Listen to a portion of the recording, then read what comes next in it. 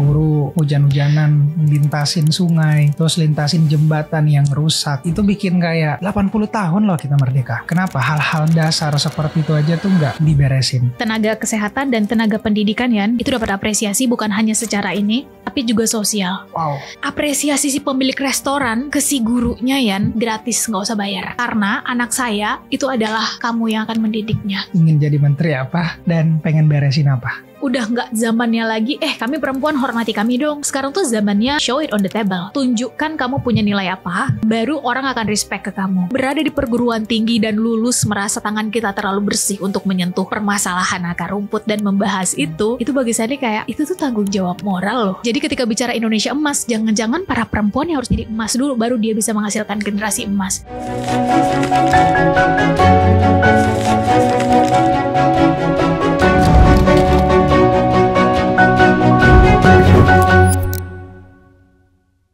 Sherlia Navita, seorang perempuan asal Aceh yang begitu menginspirasi generasi muda hari ini dengan pemikiran kritisnya dan sangat memotivasi. Ia dikenal karena sangat peka menyuarakan isu-isu sosial yang dekat dengan masyarakat. Dan dari SMP juga begitu berprestasi. Selamat datang di Cerita Masyarakat, Kak Sherly. Terima kasih Rian dan tim semua. Senang banget Sherly ada di sini. Dan kok jadi deg-degan ya Yan? Terusnya bisa lebih santai sih Kak. Iya ya. Ini pertemuan kita keberapa Yan? Ke beberapa kali sih. 3, 4 ya? Ya. Iya kan? Aku tuh lebih sering ketemu Rian tuh online tau. Kayak setiap hari minimal 1 minggu tuh ada 3-4 kali kontenmu yang naik dan ngerasa terwakili. Jadi thank you Rian dan teman-teman semuanya. Oh, dengan ucapan yang sama. Sebenarnya kita hampir sama sebenarnya kontennya, cuma Rian begitu tertarik dengan cerita-cerita Kak Sherly. Jadi sebelumnya Kak Sherly cemas Cerita Masyarakat ini adalah sebuah platform untuk siapapun yang ingin bercerita dan kita ingin mendengarkan warisan apa yang dia ingin tinggalkan untuk Indonesia. Wow, keren. Jadi Rian ingin langsung dalam pertanyaannya mungkin ya. Kak Sherly. Gitu ya, oke. Siap. Warisan apa yang ingin Kak Sherly tinggalkan untuk Indonesia? Satu deh. Ingin dikenang sebagai apa? Entah mungkin 100 tahun ke depan, cerita apa yang Kak Sherly ingin tinggalkan sebenarnya? Dengan platform yang begitu banyak, udah 2 juta di Instagram, terus di YouTube udah hampir 1 juta juga dengan karyanya, dikenal banyak orang. Silakan.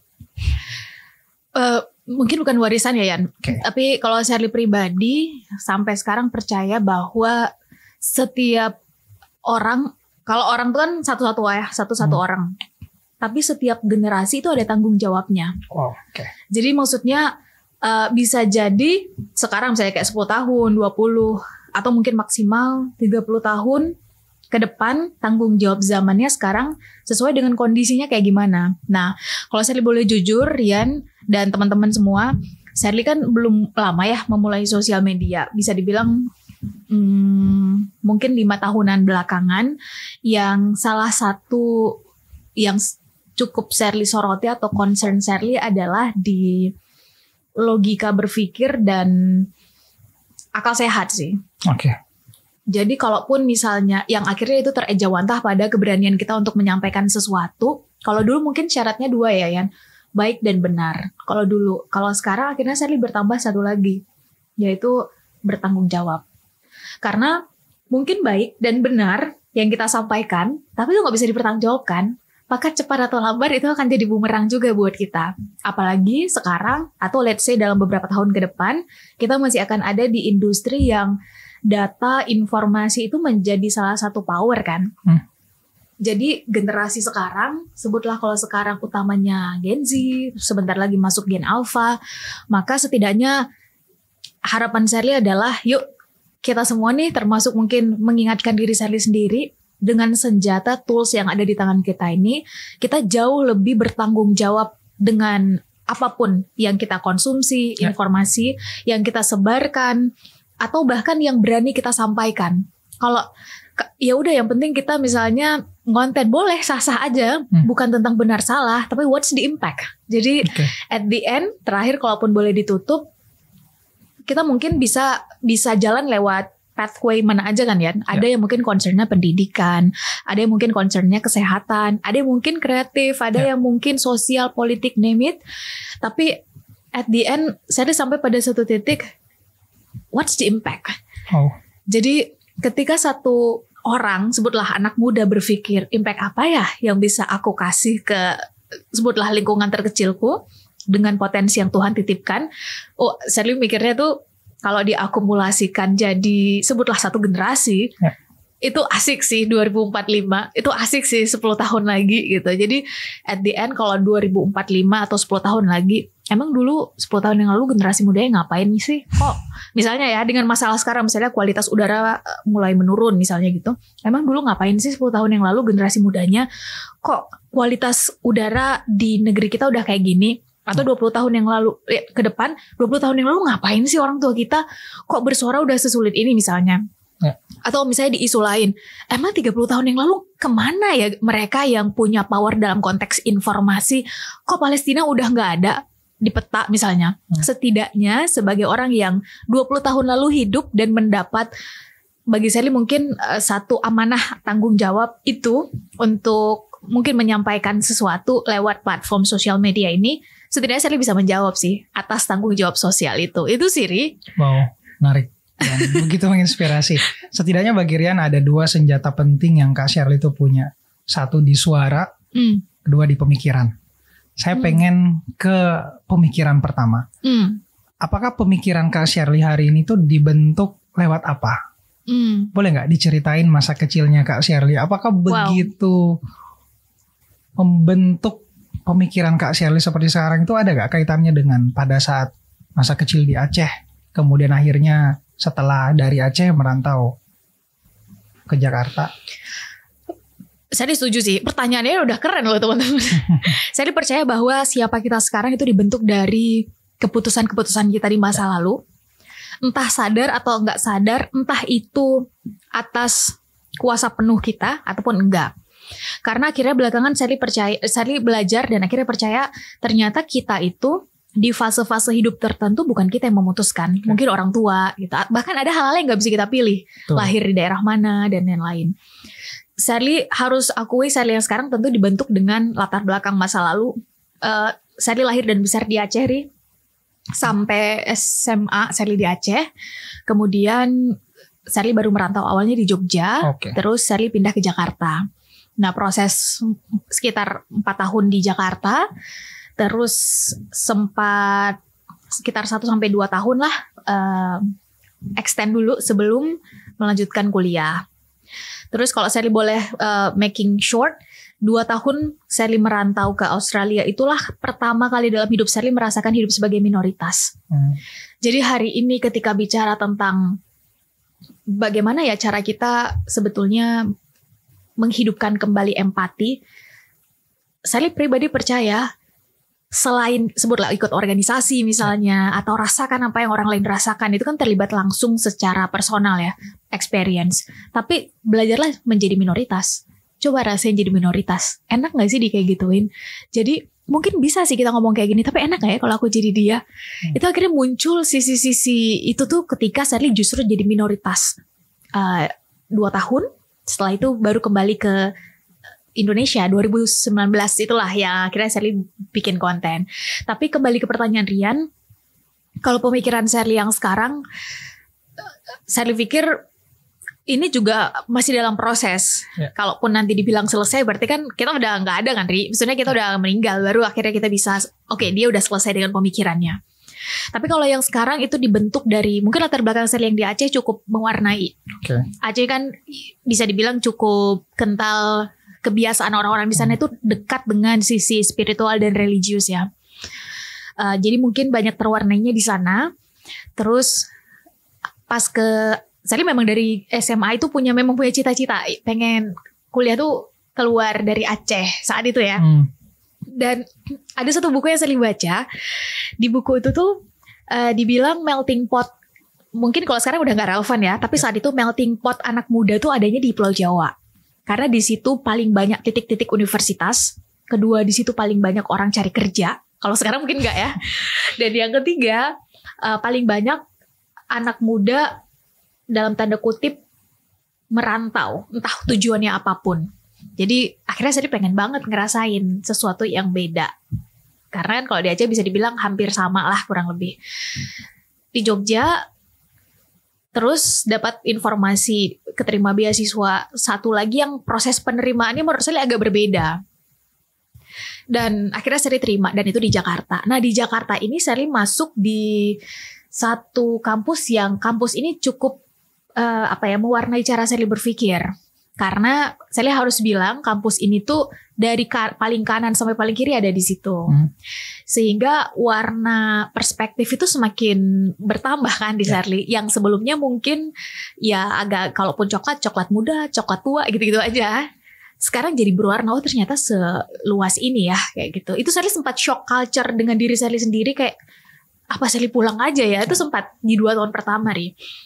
Jadi untuk siapapun yang saat ini sedang merantau, Sherly pengen bilang bahwa biasanya, nih Rian juga perantau, nanti coba Rian bener apa enggak, mungkin ada yang enggak relevan, tapi bagi Sherly, seseorang yang berani merantau, dia pasti pernah merasakan survival mode. Entah itu di pemikiran, emang ini bener ya kayak gitu. Entah di finansial, entah di pertemanan, proses mencari jati diri, dan seterusnya. Itu Sherly di 2 tahun pertama tuh kayak cracking. Emang bener ya. Di semester keempat itu ada seorang mentor yang mempertanyakan 4 pertanyaan yang akhirnya itu Sherly pikir jadi turning point Sherly, yang cukup membuat Sherly kayak hold dulu semuanya, baru kemudian coba lagi bikin planningnya. 4 pertanyaan itulah yang belakangan sering bagiin. Nah, abis itu Sherly mulai ditantang untuk membaca buku-buku yang sampai sekarang akhirnya cukup membentuk lah cara Sherly berpikir. Buku-buku itu dari timur maupun barat. Makanya kalau ditanya gimana nih, kan tadi pemikiran tuh kita tuh terbentuk. Kalau ditanya Sherly, maka itu nggak akan jauh-jauh dari apa yang kita baca, apa yang kalau sekarang mungkin tonton, lihat, dengar, dan dengan siapa kita berdiskusi. Maaf saya potong ke Sherly. Saya tertarik sebenarnya. Montessori juga beberapa kali bilang bahwa ketika ingin ngajarin anak atau membesarkan anak, siapkan dulu lingkungannya. Setuju. Ketika Kak Sherly di Aceh, sebelum memikirkan merantau, gimana akses tuh terhadap, tadi kan Kak Sherly menekankan pentingnya baca buku, pentingnya mendapatkan inspirasi, pentingnya agar kita juga selalu disuntik ambisi. Itu pada saat SD sampai SMA itu udah terpenuhi gak pada saat itu sehingga bisa ngebentuk karakter Kak Sherly yang begitu menurutku luar biasa seperti hari ini? Kalau dibilang akses, kalau internet tentu belum kayak sekarang ya. Kalau sekarang just one click we can connect to 1,000 of information, right? Tapi kalau akses kayaknya Sherly nggak dapat privilege itu sih, Rin. 2 alasannya. Pertama, Sherly adalah orang yang lambat bisa membaca. Jadi mungkin ada sebagian orang yang mendapat hadiah buku dari orang tua tuh biasa aja. Tapi bagi Sherly itu sesuatu yang luar biasa. Karena Sherly lambat bisa membaca. Ibaratnya kamu tuh gak seneng A, kamu lambat bisa A, tapi kamu malah dikasih itu sama orang tua.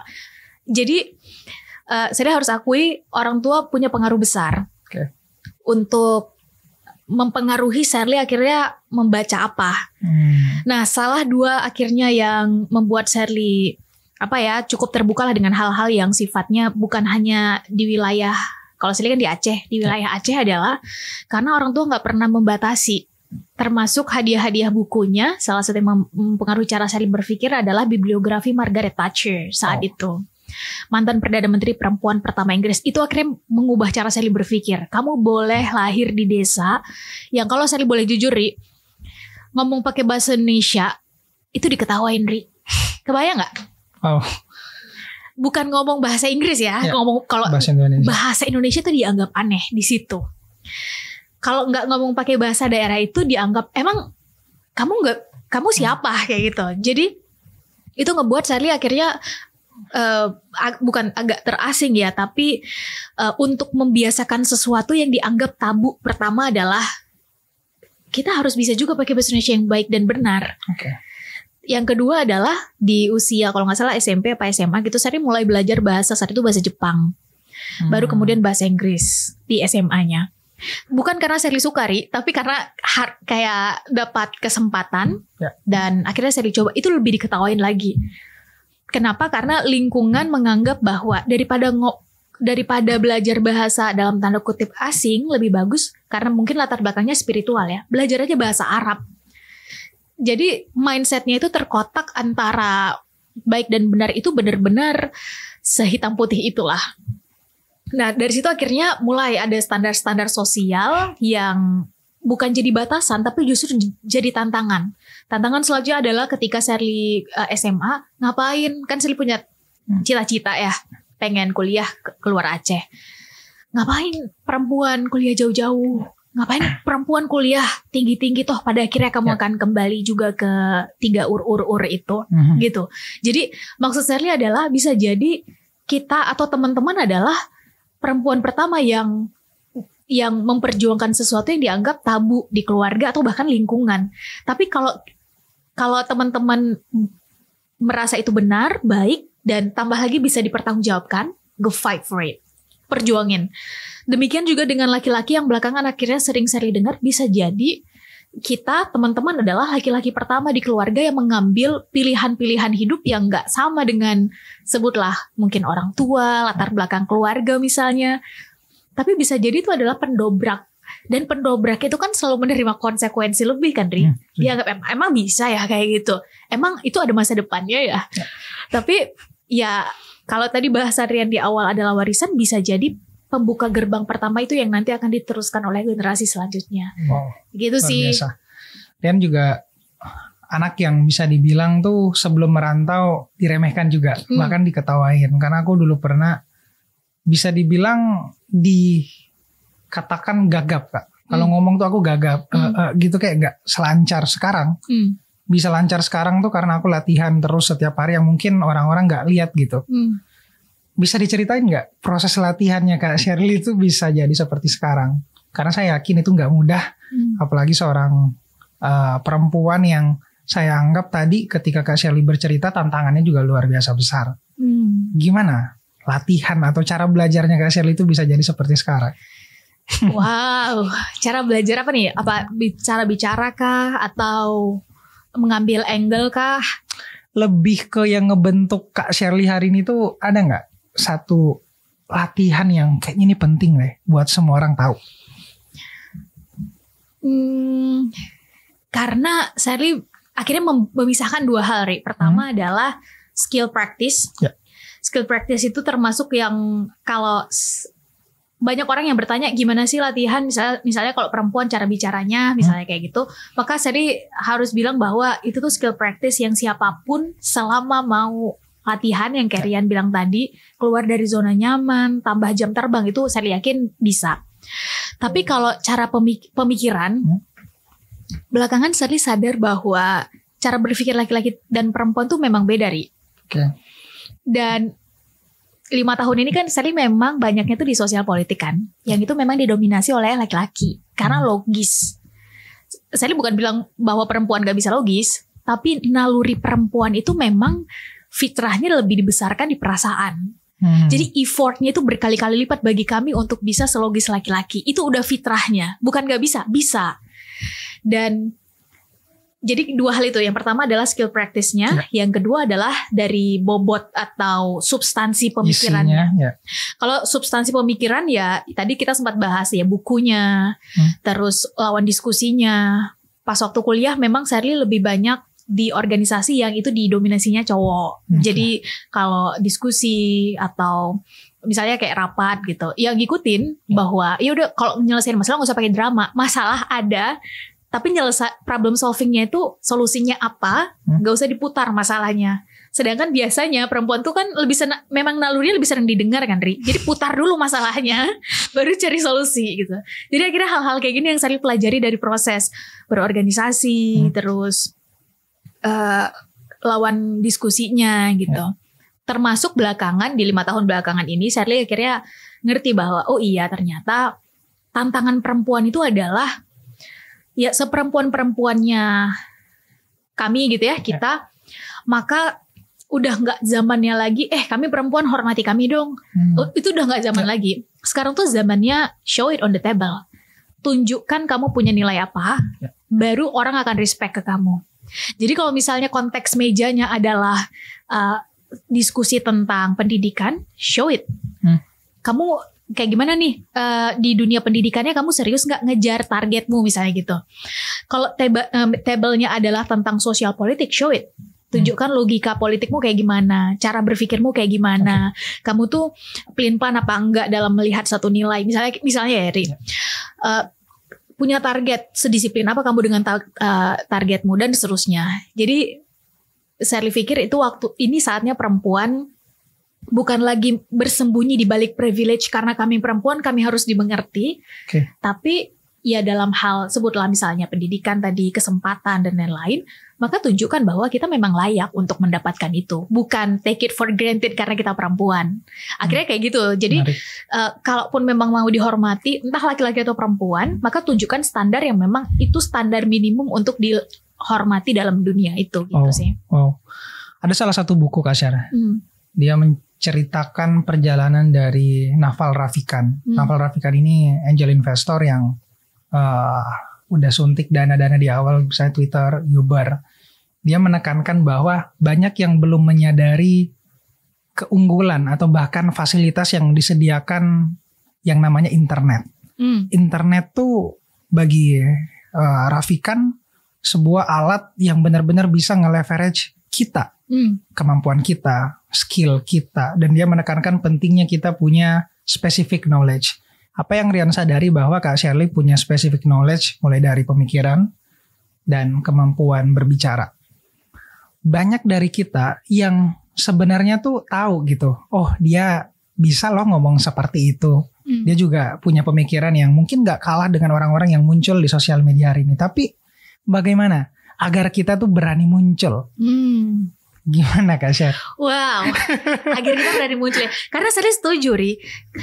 Kalau dibilang banyak share sebetulnya yang lebih tahu dari kamu, saya setuju. Banyak setuju banget. Juga sadar kayak gitu. Right.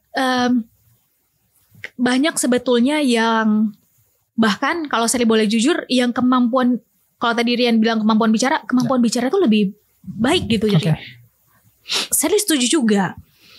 Keluasan pemahamannya lebih banyak Ri. Jadi kalau saya ngelihatnya pertama adalah momentum. Sebenarnya kayak startup juga sih. Startup itu tentang momentum. Keluarnya satu startup tertentu sesuai nggak dengan momentum kebutuhan krisis tadi gitu. Saya nggak tahu Rian gimana ceritanya. Tapi kalau Sally saat itu, kalau Sally boleh flashback, kan ada istilah dari orang bijak, we only can connect the dots when looking backwards. Kita baru bisa ngerti, paham, evaluasi, ambil hikmah kalau ngelihat ke belakang. Jadi ketika ngelihat ke belakang, ya boleh jadi pelajaran pertama yang bisa Sally ambil untuk diri Sally adalah momentum itu penting. Yang kedua, gimana cara berani memunculkan diri. Sally gak punya jawaban yang ini dia 3 tips, kayaknya Sally gak punya deh, karena setiap orang beda-beda kan. Tapi kalau ditanya ke Sally, kenapa akhirnya Sally mau mengambil bukan resiko ya, tapi jalan yang resikonya saat itu besar. Sally salah satu hal yang Sally khawatirkan itu adalah bukan dibenci oleh orang jauh, tapi disalahpahami oleh orang dekat. Jadi kalau hari ini misalnya Sally disalahpahami oleh teman-teman, ini tanpa bermaksud gimana-gimana teman-teman yang di online, tapi kalau Sally disalahpahami oleh teman-teman online, bagi Sally itu udah konsekuensi.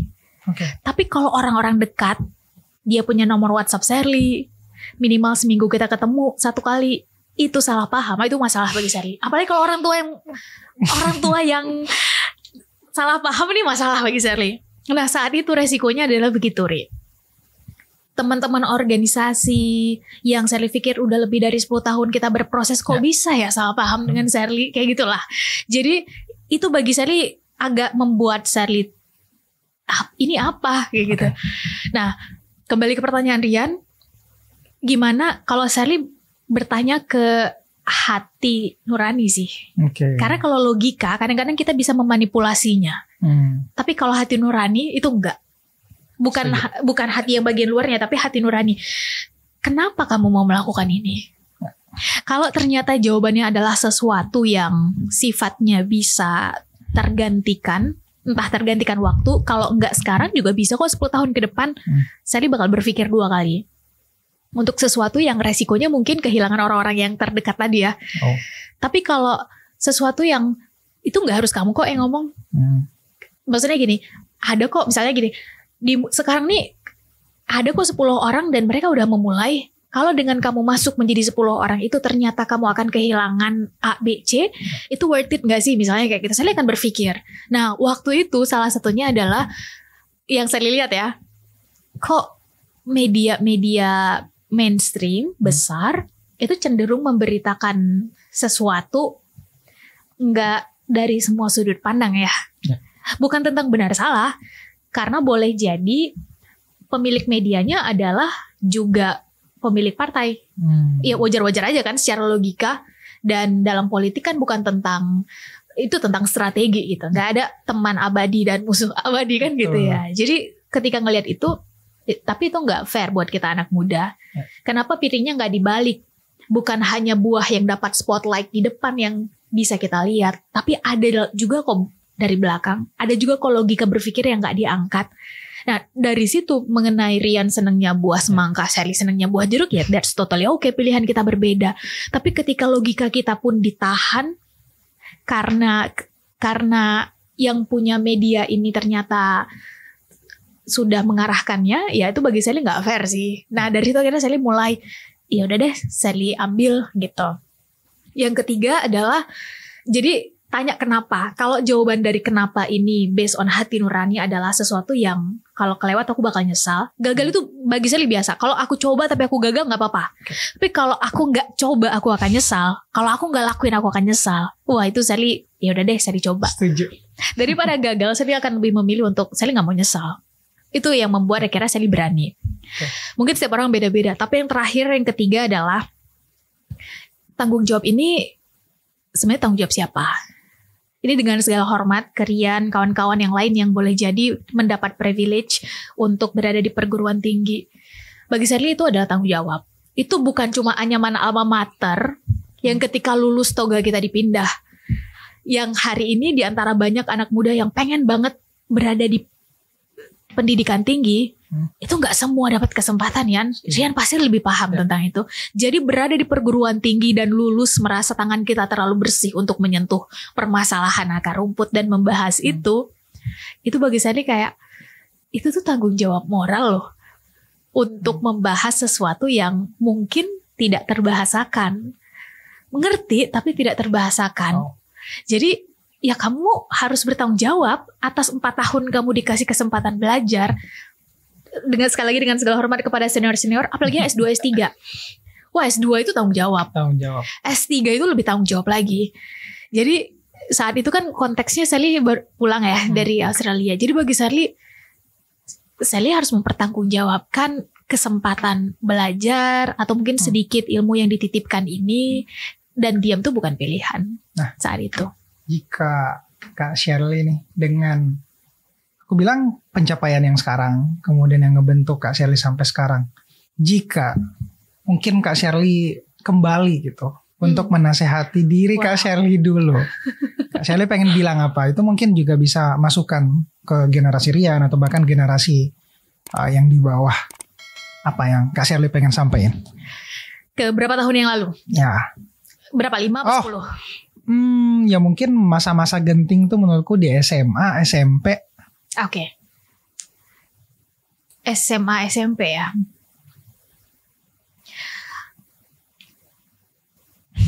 Wow, kalau Sherly boleh menasehati Sherly di masa-masa Sherly SMA dengan dalam tanda kutip Sherly yang sekarang. Kok berat ya Yan? Justru apa ya? Lebih banyak mendengar sih. Lebih banyak mendengar. Kenapa?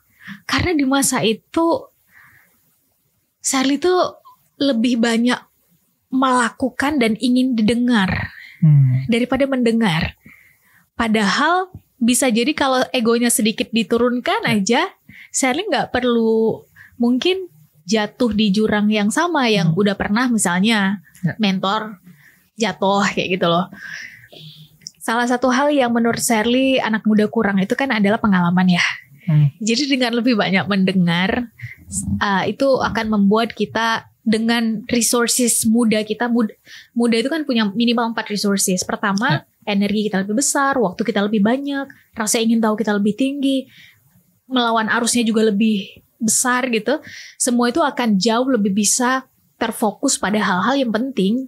Yang gak penting gak usah dikerjain. Itu mungkin kalau boleh ada sedikit anaknya adalah fokus pada hal-hal penting dan jadi produktif, bukan jadi orang sibuk. Karena 2 tahun kuliah Sherly itu bisa dibilang Sherly sibuk, Ri. Semuanya Sherly okein. Dikerjain semuanya. Dikerjain semua. Ser ikut organisasi ini yuk, hayu. Ser kita bikin sosial project ini yuk, hayu. Ser tolong wakili Indonesia dalam kegiatan ini, hayu. Pokoknya semuanya Sherly okein. Sampai di tahun kedua kuliah itu, Sherly ya itulah ditampar keras oleh seorang mentor dengan mempertanyakan 4 pertanyaan itu. Yang kemarin sempat Sherly share di acara Harta Karun, memburu harta karun. Pertama adalah, Ser, siapa kamu 10 tahun lagi? Okay. Waktu itu Sherly jawab profesi dong, Yan. Saya adalah seorang duta besar, Pak. Makanya saya ambil jurusan hubungan internasional. Ternyata jawabannya gak selesai di situ, Yan. Profesi itu berubah. 10 tahun yang lalu kita gak mengenal istilah content creator. Setuju. Mungkin YouTube udah ada. Tapi kita nggak tahu bahwa itu menjadi se-powerful sekarang dalam menyebarluaskan informasi, bahkan membentuk opini publik, right? Nah, saat itu ditanya, kenapa kamu jadi di duta besar di negara X? Sherly sebut negaranya.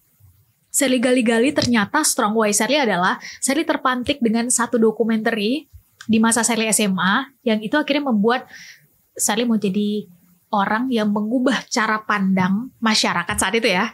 Masyarakat tentang bahwa karena konteksnya saat itu mungkin diwarnai dengan spiritual, bahwa Islam itu bukan teroris dulu ya. Itu tuh masa-masa 9/11 kalau kamu ingat. Setelah itu bagaimana media-media barat membentuk opini masyarakat internasional tentang yang namanya teroris itu melekat dengan Islam.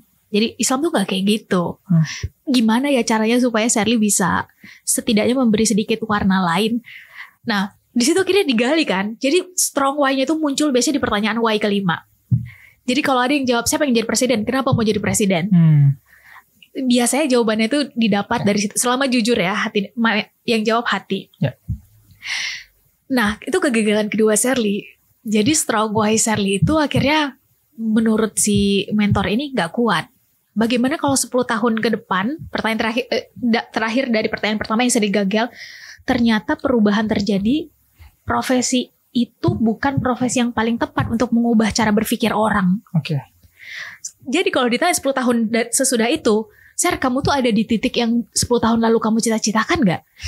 Profesinya sih enggak, tapi esensi dan substansinya kok iya ya? Kok relate ya? Kok relate ya? Jadi bersiaplah dengan perubahan teman-teman 10 tahun ke depan. Sekarang teman-teman kuliah, percayalah AI akan membuka begitu banyak kesempatan bagi kita yang siap untuk agile. Ini menarik banget Kak Sera. Nanti aku pengen ke profesi Kak Sherly juga sebagai dosen kan. Rian juga awalnya bercita-cita tuh beda-beda gitu. SD pengen jadi pemadam kebakaran. SMP tuh pengen jadi sarjana. SMA akhirnya barulah kepikiran pengen jadi jurnalis. Dulu merantau ke Jakarta, alasan satu-satunya pengen ke Jakarta tuh karena di Jakarta pusatnya media. Jadi aku mikir gak penting tuh aku kuliah di mana pada saat itu. Mau kampusnya apapun yang penting di Jakarta. Kuliah, ambil jurusan komunikasi, dari situ ikut magang, ikut freelance jadi jurnalis. Sekarang jadi content creator. Ini bukan profesi yang aku inginkan dulu, tapi esensinya sama. Aku tetap membawa nilai-nilai, menyampaikan secara, ya aku anggap ada etika-etika jurnalis juga yang pelan-pelan aku sampaikan. Meskipun secara resources kita beda nih dengan institusi media, tapi nilai-nilainya kok sama. Nah itu yang selalu aku pegang, bahwa ternyata saya nggak menyimpang di jalur, tapi ternyata Tuhan nggak bawa kita ke jalan yang mungkin benar-benar baik tuh untuk kita. Bener lagi Yan. Sama tapi kayak pathway-nya mungkin beda gitu ya Yan. Itu yang akhirnya saya mikir, ini tuh udah bukan tentang profesi. Apalagi sekarang kan 5.0. Gimana 10 tahun 15 tahun ke depan. Saya pikir justru bersiap dan layakkan diri, maka kesempatan akan datang kepada mereka yang siap. Maksudku berapa banyak Gen Z sekarang, tapi kenapa spotlight-nya diberikan kepada Rian? Artinya ada proses yang mungkin anak muda lain tidak lewati kan. Maksudku pasti ada. Saya pribadi orang yang percaya there's no coincidence in this world. Jadi ketika itu justru diberikan kepada Rian, berarti sebetulnya pertama ada tanggung jawab sosial. Yang kedua yang perlu kita bertanya adalah, ini apa yang dia lakukan saat kita tidur, apa yang dia baca saat kita yang lain mungkin nggak mau melakukan itu, tapi orang ini mau melakukan itu. Terus pertanyaan secara cepat, pertanyaan kedua yang Sally gagal, Sher, kamu tuh siapa sekarang? Sally kan anak daerah ya saat itu. Maka kamu nggak bisa langsung berpikir resources kamu sama dengan mereka yang boleh jadi memang terlahir dengan privilege tertentu untuk menuju target itu.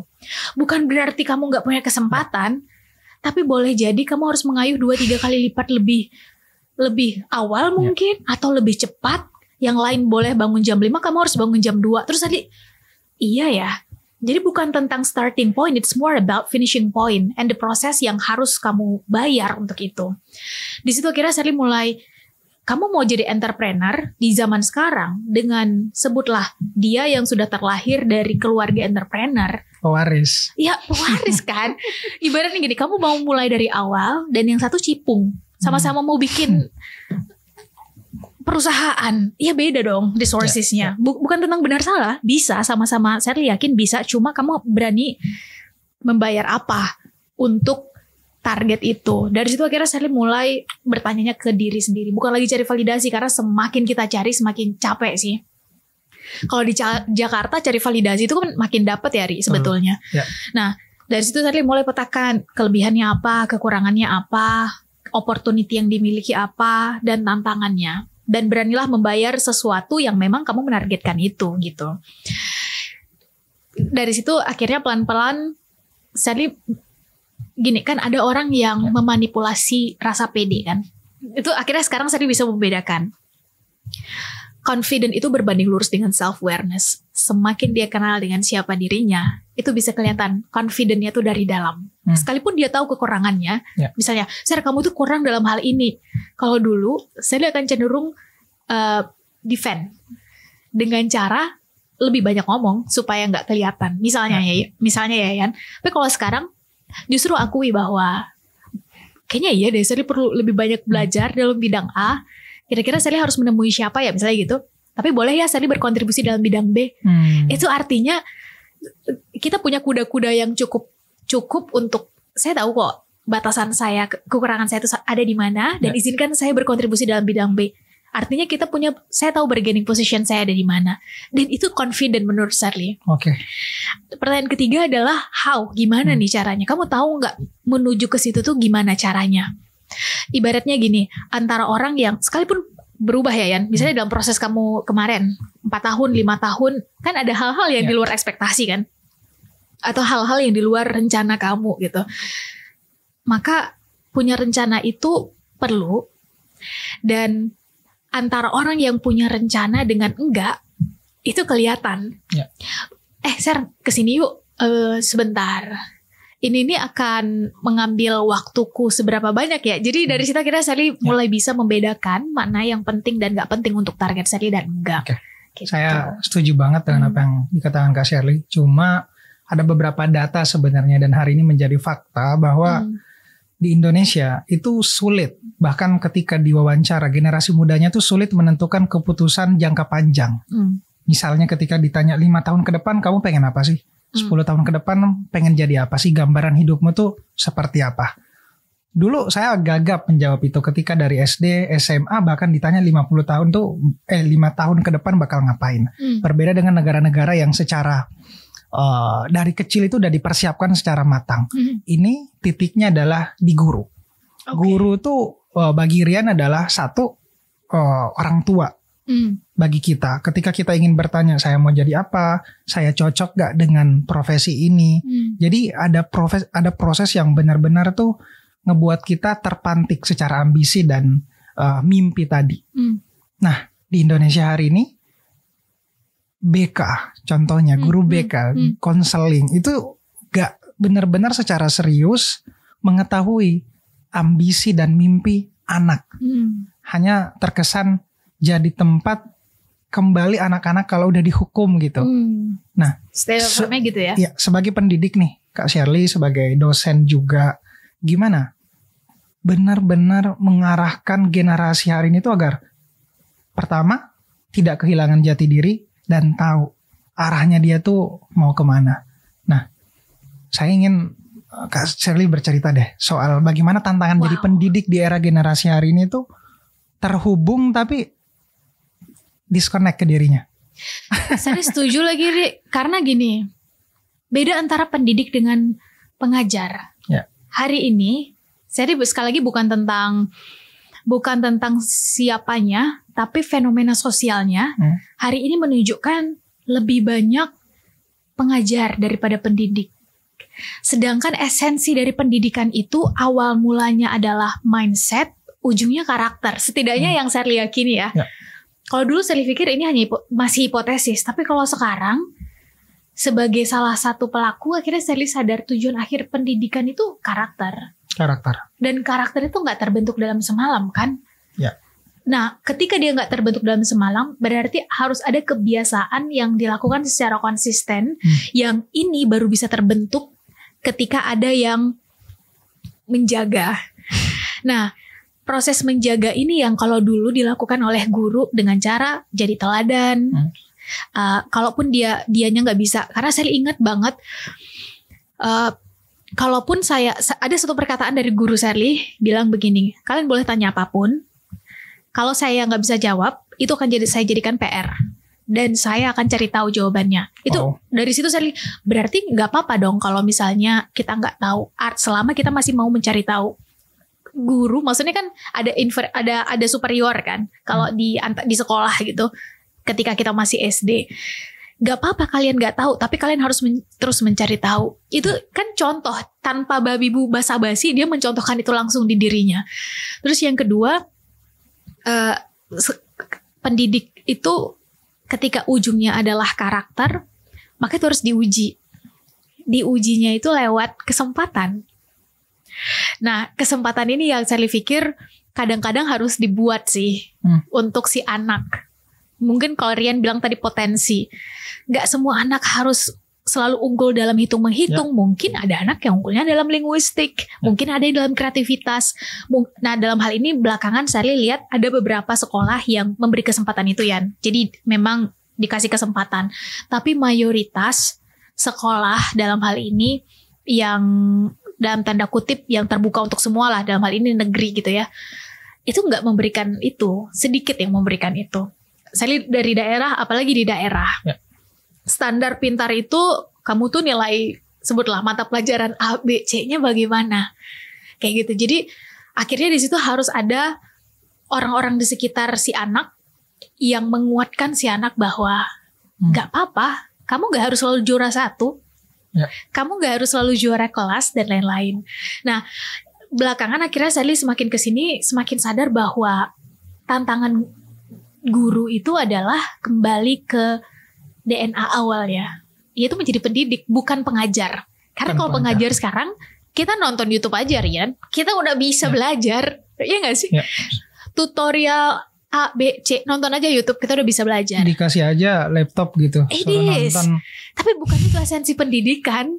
Esensi pendidikan adalah ngebentuk karakter si anak yang itu harus punya personal experience, dia terlibat langsung secara emosi, dan harus ada hubungannya dengan si guru itu untuk membantu menjaga dia. Yang kedua adalah social experience, karena itu yang tidak dimiliki, setidaknya sekarang ya, yang tidak dimiliki oleh AI. Tolong dong bikinin solusi masalahnya ABC selama promptingnya bagus, solusinya bisa dibilang akan sebagus itu. Sumbernya tolong dong dari 20 jurnal terindeks Scopus, 20-30 jurnal misalnya. Itu dia jauh lebih cepat dibanding kita sekalipun kita udah baca jurnalnya, right?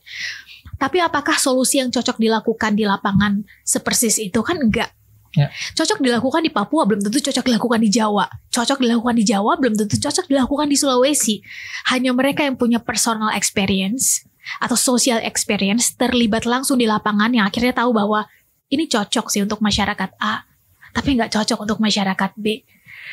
Nah, itu kehadiran guru menjadi penting. Ya, kita sepakat bahwa tanggung jawab guru itu besar karena harus mendidik karakter bangsa. Tapi itu gak sebanding Kak Sher dengan apresiasi. Setuju. Oke, 20% APBN untuk pendidikan. Tapi apakah benar hari ini kita lihat realita di lapangan? Bagaimana guru-guru bagi Rian dipinggirkan honorer? Guru-guru yang bertahun-tahun mengabdi tapi belum terangkat jadi P3K. Ibu Rian berangkat dari honorer juga. Jadi sangat merasa ketika ngomongin guru tuh sedih rasanya. Yep. Apalagi kita ngelihat bagaimana hari ini bagi Rian ada salah satu profesi juga lah yang sebenarnya harus dipikirin juga antara pekerjaan dan apresiasinya. Karena ada yang gak nyambung juga. Jangan-jangan mungkin gak kerja gitu ya. Nah, gimana ngelihat keresahan guru hari ini, terutama pendidik yang dipaksa mendidik bangsa tapi gak sesuai dengan apa yang mereka harusnya dapatkan? Setuju, sadly, bahkan dengan pertanyaannya setuju ya, karena mungkin bukan, ya kita boleh bilang itu apresiasi, kita boleh bilang bahwa itu tuh adalah, karena kalau apresiasi kayaknya nggak cukup juga sih. Oke. Saya pernah punya satu pengalaman ya, ini ketika 2 tahun di Australia, saya kan juga sambil ngajar ya di satu sekolah Kristen saat itu. Gajinya berapa? Gak jauh ya. Iya Kak, saya harus bilang bahwa di sana itu 2 profesi, kesehatan dan pendidikan, tenaga kesehatan dan tenaga pendidikan ya, itu dapat apresiasi bukan hanya secara ini, tapi juga sosial. Wow. Jadi ketika saya di satu restoran, saya makan dengan satu orang guru juga gitu kan. Ketika dia tahu bahwa kami berdua, yang satu kan gurunya memang guru tetap gitu ya, guru di sekolah itu. Kalau Sally kan cuma 2 tahun kan, jadi memang ya bisa dibilang mungkin guru apa sih, kalau kita mungkin guru honorer atau guru kontrak gitu. Ketika dia tahu dan kita menunjukkan bahwa kalau di sini mungkin ada nomor induk keguruan gitu ya, apresiasi si pemilik restoran ke si gurunya Yan, gratis, nggak usah bayar. Gratis. Karena anak saya itu adalah kamu yang akan mendidiknya. Wow. Padahal kan ya anaknya sekolah di mana, ini guru di suburb mana gitu. Satu lagi, saat saya mau pulang ke Indonesia, naik satu pesawat. Ternyata salah satu yang naik itu adalah dokter. Ketika pramugarinya tahu bahwa dia dokter, tenaga kesehatan, wah servisnya Yan, kan kami kan sama-sama ekonomi gitu ya. Jadi servisnya servis yang saya kok sampai heran, kok dia dapat saya enggak gitu kan, sama-sama ekonomi. Ternyata ketika saya ditanya, ternyata pramugarinya tahu bahwa saya adalah orang kesehatan. Jadi di negara itu apresiasi itu bukan hanya tentang ini, karena ya ini berarti kita bisa menilai kan, tangible berapa. Silakan, sekalipun itu juga dipertanyakan di negara kita gitu loh. 20% APBN misalnya, itu apakah ya berapa persen ke guru gitu. 700 triliun loh anggaran pendidikan kita. Nah, jadi maksud saya adalah pertama, kalau ditanya ini nih kayak gimana, maka saya harus bilang bahwa kesadaran mereka yang punya power untuk memberikan apresiasi kepada yang seharusnya mendapatkan. Dan dalam hal ini bicara pendidikan, maka otomatis guru termasuk di dalamnya. Saya bukan bilang infrastruktur nggak penting, tapi ketika kita bicara membangun cara berpikir manusia dan karakter, it's not just about infrastructure. Guru itu nggak, menurut saya nggak bisa tergantikan. Pengajar bisa, pendidik mungkin belum bisa. Terus yang kedua adalah it's all about political will. Political will dari yang punya kewenangan seperti apa, dan di situ nanti akan terlihat dari kebijakan-kebijakan yang dikeluarkan. Yang ketiga adalah masyarakat. Maksud saya masyarakat gini, akhirnya kita terlalu lama untuk terbiasa melihat guru ya udah. Padahal ketika kita sama-sama misalnya lebih banyak lagi yang secara konkret, guru ya silakan misalnya gitu, kayak yang tadi apresiasi konkret di lapangan, itu akan membuat kita sama-sama menghargai dengan cara yang kita bisa itu loh Yan. Nah hari ini dilalahnya adalah kita menghargai seseorang itu based on posisi, jabatan, apa yang dia pakai, uangnya berapa, dia naik apa dan lain-lain, sangat materialistik menurut saya ya. Dan ketika kebutuhan kesejahteraan guru yang tadi Rian bilang tidak terpenuhi, ketahuan kan dari apa yang dia pakai, bagaimana cara dia menampilkan diri dan lain-lain. Bertumbuhnya guru dalam hal pemikiran. Saya benar-benar merasa sakit hati Kak Sher ketika ada beberapa tayangan yang menampilkan guru hujan-hujanan, lintasin sungai, terus lintasin jembatan yang rusak. Itu bikin kayak 80 tahun loh kita merdeka. Kenapa hal-hal dasar seperti itu aja tuh nggak diberesin? Ini menurutku jadi catatan dan juga cerita yang tidak boleh diwariskan. Kalau anak generasi kita nonton ini, marah pasti mereka. Jadi menurut Kak Shirley, ini kita di 80 tahun kemerdekaan dengan segala kecemasan Kak Shirley ketika bercerita tentang guru, bercerita tentang pemikiran.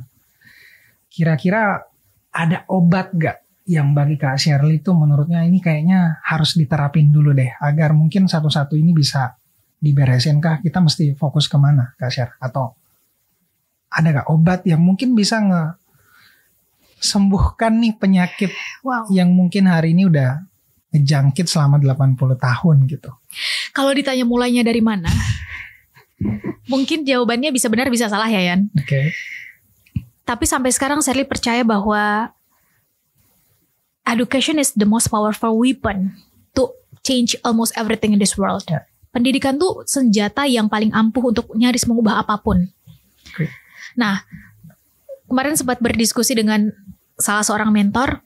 Mentor tersebut bilang gini, iya Sir, pendidikan itu sepenting itu untuk membentuk dan mengubah satu hal. Makanya di Jepang kan ketika luluh lantah yang profesi paling pertama ditanya adalah guru. Tapi kalau itu nggak menjadi kebijakan yang ditandatangani oleh pemimpin, dia nggak akan bisa mengubah cara terstruktur. Sehingga Shirley ditantang dengan pertanyaan, jadi lebih penting mana, pendidikan dulu atau pemimpin dulu nih? Maka akhirnya Shirley mengembalikan ke diri Shirley sendiri bahwa setiap orang punya caranya masing-masing untuk mengubah. Kalau ternyata kawan-kawan, teman-teman, kakak-kakak, mbak, mas, bapak, ibu, ternyata hari ini kapasitasnya adalah bisa mengubah kebijakan, gunakan tools itu. Tapi kalau ternyata, ya kita masyarakat misalnya, Shirley masyarakat sipil, maka Shirley percaya satu hal bahwa pemimpin itu merepresentasikan siapa yang dipimpin. Kualitas pemimpin itu sebetulnya adalah refleksi dari masyarakatnya. Jadi ya teman-teman boleh sambil mungkin melihat kondisi sekarang dan lain-lain. Maka ketika ada hal-hal yang sebetulnya kita berharap ada yang terjadi, pendidikan misalnya, apresiasi terhadap guru, tapi kok kayaknya berat banget ya, kok political-nya nggak ke sana ya misalnya Yan. Maka boleh jadi itu merepresentasikan bagaimana masyarakat menghargai guru itu sendiri. Jadi kalau ditanya sekarang, mungkin dalam hal ini ada sedikit pergeseran dengan kapasitas yang boleh jadi diamanahkan, tools yang diamanahkan hari ini, maka membereskan cara berpikir masyarakat, itu saya pikir adalah salah satu hal yang urgent. Beda halnya kalau hari ini Shirley misalnya adalah seorang eksekutif atau legislatif, maka hal paling urgent di Shirley adalah guru harus mendapatkan kesejahteraan minimum basic income misalnya. Dan itu kan menjadi dua hal yang ranahnya berbeda. Dan terakhir Shirley tutup membangun negara itu, Shirley harus akui kemarin banget, sekitar 2 minggu yang lalu, ternyata finansial, uang misalnya, ekonomi itu cukup tipping iceberg ya. Di bawah finansial, ekonomi, name it apapun itu, ternyata yang harus lebih kuat adalah sistem hukumnya. Kalau misalnya yang kita kejar adalah pokoknya kita harus sekian % pertumbuhan ekonomi, tapi sistem hukum yang gak kuat, itu hanya tinggal menunggu waktu kita roboh. Karena korupsi akan terjadi, sistem hukum gak kuat, akhirnya hukum tajamnya ke bawah, tumpul ke atas, korupsi di mana-mana terjadi. Dan Shirley bukan berarti blaming atau apapun, kalaupun kita harus refleksi, kita sama-sama tahu prioritas kerja 10 tahun ke belakang misalnya adalah di infrastruktur dan ekonomi. Baik, tapi ternyata yang jauh lebih penting dari itu adalah sistem hukumnya harus kuat. I was thinking itu adalah basicnya dalam bernegara, ternyata ada yang jauh lebih basic, dan kalau piramida kan dia lebih luas ya Yan, makin ke bawah, adalah moral dan etika. Itu Shirley tertampar ya. Bicara moral dan etik itu adalah karakter dan itu hasil akhir dari pendidikan. Jadi kalau ditanya sebetulnya apa yang paling basis sekarang harus diperbaiki, moral dan etik. Dan dari mana mulanya? Pendidikan. Moral dan etik. Tapi kita bisa melihat generasi hari ini tuh Kak Shirley kalau dibiarkan dia bisa liar. Kalau tidak dididik dengan baik. Kalau yang didik mereka adalah sosial media. Yang isi sosial media hari ini kita kan marah-marah. Bener lagi. Banyak tontonan, tayangan-tayangan yang justru tidak mendidik. Sebagai seseorang milenial atau bisa dibilang juga sama-sama generasi muda, gimana nih kita sama-sama deh melihat atau seenggaknya ngeberesin hal-hal ini tuh gimana, Kak Syar? Saya percaya ini bukan kerjaan 1-2 orang, ini kerjaan kolektif. Ya. Dan belakangan saya mengonfirmasi bahwa generasi sekarang tuh sebenarnya makin kritis, semakin referensinya itu banyak. Dan ketika semakin kritis, opsinya makin banyak, semakin terbuka dengan informasi, maka opsi-opsi yang hadir itu minimal balance. Itu minimal. Kalau mau maksimalnya adalah lebih banyak hal-hal yang mengarahkan ke sesuatu yang logis, masuk akal, based on data, kan gitu ya. Sehingga cara berpikirnya mulai kebentuk. Ya. Tapi kalaupun misalnya enggak, minimal balance, maka orang dalam hal ini orang yang baik, benar itu harus show, harus ke tengah. Sehingga narasi dibalas dengan narasi, konten dibalas dengan konten, karya dibalas dengan karya gitu. Kalau misalnya orang baik atau orang yang memang basisnya data, logika, ya udah deh biar mereka aja, ya udah deh aku mah apa tuh udah malu-malu menunjukkan diri, ya udah kita nggak apa-apa di sini aja misalnya. Ya jangan salahkan kalau spotlightnya diberikan kepada mereka yang berani. Mereka yang muncul. Mereka yang muncul. Dan terakhir, akhirnya saya belajar satu hal bahwa itu tuh tentang strategi. Okay. Jadi nggak cukup hanya sekedar ya udah kita muncul tapi nggak pakai strategi. Ya udah deh pokoknya kita maju dulu tapi nggak pakai strategi. Ternyata dalam konteks ini strategi itu sepenting itu, dan bagian itu ya mungkin nggak semua, tapi sebagian besar orang baik dan benar itu agak miss. Sehingga salah satu alasan kenapa orang baik selalu kalah karena nggak pakai strategi. Wow. Kalau ini mungkin agak gak tahu ya menurut Kak Shirley berat atau enggak, cuma Rian pengen sedikit berimajinasi aja. Kalau Kak Shirley diamanahi sebuah jabatan dan itu adalah sebuah menteri yang secara spesifik menyelesaikan problem tertentu. Pertama, ingin jadi menteri apa, dan pengen beresin apa? Wow. Sally berharap boleh kayak ada 1, 2, 3 nggak boleh ya? Harus satu. Pengen banyak jadi menteri nih kayaknya. Enggak sih. Tapi kalau ditanya sekarang ya Yan. Ya, kan banyak banget nih keresahannya. Sally sekarang tuh kayak agak kesedot perhatiannya di dunia perempuan. Wow. Kan sekarang nggak ada yang khusus kan, jadi Sally bukan tentang menterinya, tapi tupoksinya adalah fokus pada perempuan.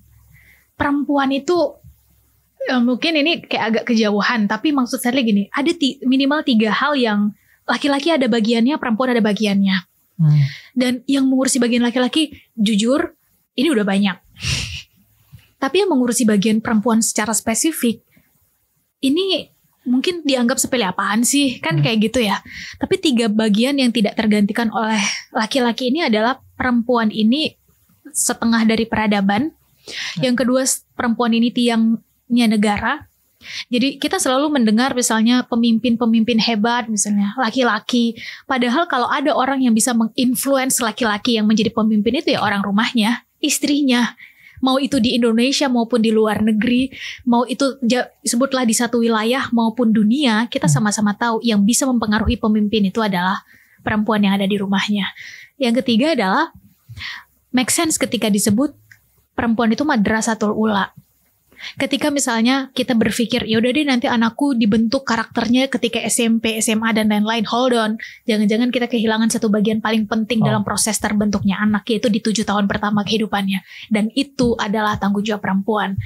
Nah, perempuan ibaratnya gini ya, ini karena ada ini ya, kita nggak mungkin bisa nuang keluar kalau gelas kita kosong. Gelas utamanya harus penuh dulu. Perempuan harus penuh dulu secara ini, secara skill, secara emosi. baru dia bisa menuangkan keluar. Kalau dalam konteks perempuan bertumbuh itu ada ketika dia masih sendiri, urusan dia sama Tuhannya lah gitu. Ketika dia menjadi anak, urusan dia sama ibu dan ayahnya, masuk di fase menjadi istri, ibu dan lain-lain. Perempuan tiba-tiba misalnya ada pressure sosial, udah usia tertentu harus menikah misalnya. Udah menikah, udah usia tertentu harus punya anak, tapi 2 bagian tadi gak diberesin. Apa yang dikeluarkan, Rian? Boleh jadi inner child yang dikeluarkan ke anak. Boleh jadi ada trauma-trauma masa kecil yang akhirnya terturunkan di anak. Jadi ketika bicara karakter, I was thinking, jangan-jangan ini bisa mulainya dari ibu di rumah. Dan itu adalah perempuan. Ayah adalah kepala sekolahnya tentu saja, tapi yang daily berinteraksi dengan si anak di justru masa emas pertumbuhan otaknya adalah ibu. Jadi ketika bicara Indonesia emas, jangan-jangan para perempuan yang harus jadi emas dulu, baru dia bisa menghasilkan generasi emas. I was thinking like that. Wow. Itu What do you think? sangat bikin kita harus mikir ulang kembali. Apakah peta jalan yang sudah disusun secara serius hari ini tuh udah benar-benar menjawab permasalahan-permasalahan yang Kak Shirley ceritakan tadi, terutama soal perempuan. Terakhir, ada satu mimpi nggak Kak Shirley, harapan gitu. Mungkin ke depan Indonesia ini Kak Shirley ngelihatnya akan seperti apa tuh? Mimpi, harapan yang mungkin dari dulu tuh Kak Shirley pengen ceritakan tapi belum sampai diceritakan. Nah, ini mungkin momen yang bisa Kak Shirley ceritain. Silakan. Wow, harapan ya, mimpi. Harapan saya adalah ketika kita pergi ke ujung barat dan ujung timur Indonesia, kita menemukan kesejahteraan yang sama. Itu baru kesejahteraan yang adil itu terjadi. Itu sih. Oh. Dan bicara kesejahteraan yang paling basic aja lah, pendidikan dan kesehatan. Dan pendidikan kesehatan kan tadi kita udah ngobrol panjang ya Yan. Beda Yan, kualitas berpikir mereka yang di kota-kota urban dengan mereka sebutlah Rian misalnya kan udah keliling ke daerah-daerah, tanya satu pertanyaan yang sama antara di kota dengan sebutlah di kabupaten mana, di provinsi mana yang agak sedikit harus masuk gitu, itu beda. Nah, mulainya dari mana? Gurunya harus berkualitas. Oke. Jadi kalaupun ditanya apa harapannya, harapannya adalah lebih banyak lagi guru-guru berkualitas yang menyentuh anak-anak muda atau anak-anak di wilayah-wilayah yang boleh jadi memang tidak mendapatkan akses itu. Jadi akses yang adil. Bukan sama rata, yang adil. Karena kalau bicara sama rata mungkin akan berbeda standar yang dibutuhkan. Gaji misalnya di Jakarta, guru dengan guru yang harus ada di Papua pedalaman harusnya nggak sama dong Yan. Kalau harga bensin aja bisa berbeda, demikian juga dengan kebutuhan hidupnya, right? Mereka yang mau mengabdi di ujung pelosok Sulawesi misalnya, mengabdi ya jatuhnya, otomatis harus diapresiasi dengan lebih. Jadi kesejahteraan yang adil untuk siapapun yang mau mengabdi untuk bangsa ini. Wow, terima kasih Kak Shirley udah bercerita di Cemas. Apa yang Kak Shirley ceritakan, kita harap dan saya yakin ini akan jadi warisan yang baik untuk generasi ke depan. Melihat sosok perempuan seperti Kak Shirley yang begitu berani, yang begitu luar biasa dan begitu menginspirasi Rian juga, dan semoga penonton juga merasakan seperti itu. Sekali lagi terima kasih. Terima kasih Rian dan semuanya. The Indonesian Dream bagi Rian adalah ketika tidak ada satupun masyarakat di Indonesia yang ditinggalkan. Pendidikan dan kesehatan memang hal dasar, tapi juga hal yang sangat penting untuk kita menjadi negara maju. Tantangannya, apakah negara kita mampu memprioritaskan kembali, menginvestasikan kepada pendidikan dan kesehatan? Itu yang akan kita tagih kembali. Boleh teman-teman ketika ingin bercerita apapun di komentar, ketika mendapatkan pengalaman dari Kak Shirley boleh diceritakan, dan kalian boleh saran siapa yang layak, yang berhak juga untuk kita undang dan dengar ceritanya di Cerita Masyarakat? Silakan berkomentar.